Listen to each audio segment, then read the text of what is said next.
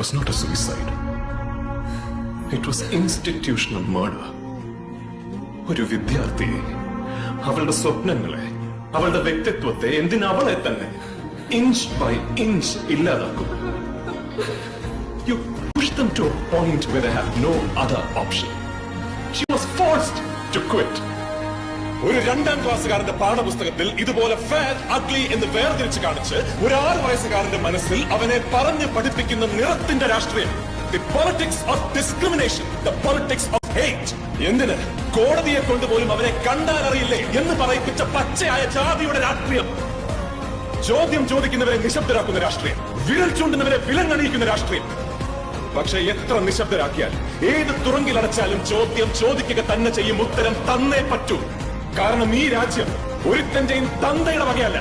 ഇത് നമ്മുടെ രാജ്യമാണ്, നമ്മുടെ.